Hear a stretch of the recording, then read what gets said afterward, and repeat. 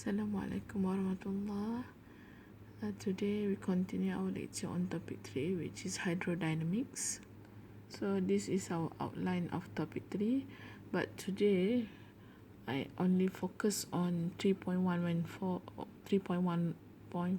which is velocity, and discharge, and until 3.1.6 Bernoulli equation.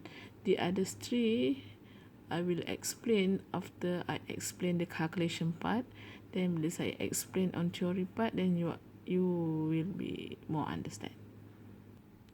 So what is hydrodynamics? Hydrodynamics is a study of behavior of fluid in flowing condition. Chapter 1, Chapter 2, we are studying fluid which is in static condition. Tak ada pergerakan, so bila tak ada movement, so tak ada velocity, tak ada discharge. So apa yang kita nak study dalam topik ni? Bila dia study flowing fluid, akan ada parameter discharge Q, akan ada parameter velocity, and then kita nak tahu what is the pressure of the flow. So these are the parameter yang kita nak tengok and kita nak calculate. So what is the velocity? So the velocity is the parameter that tell how fast and in what direction the fluid is flowing. And what is discharge? Sometimes the discharge is referred as a flow rate, which is Q. Is the how much the fluid is flowing. Velocity, how fast? That's why the unit is meter per second. And the discharge is how much. That's why the unit for the discharge is meter cube per second.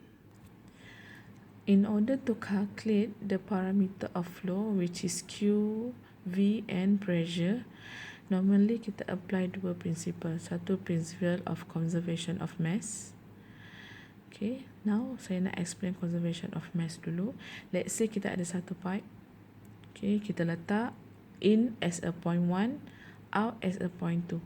So conservation of mass mengatakan what mass goes in equal to what mass goes out.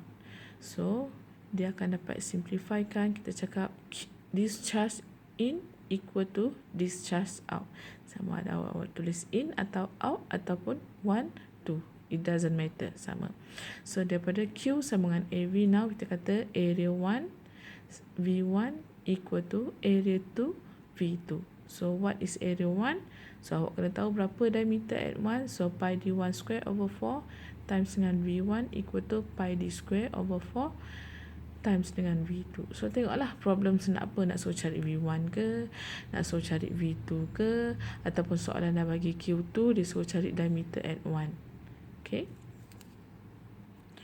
So from the conservation of mass, equation yang terhasil ni kita panggil as a continuity equation.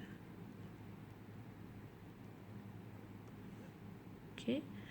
So let's say kata pipe awak macam ni. Ada branches dekat pipe 3 and 4. So daripada pipe 1 flow to pipe 2, then forks to pipe 3 and 4.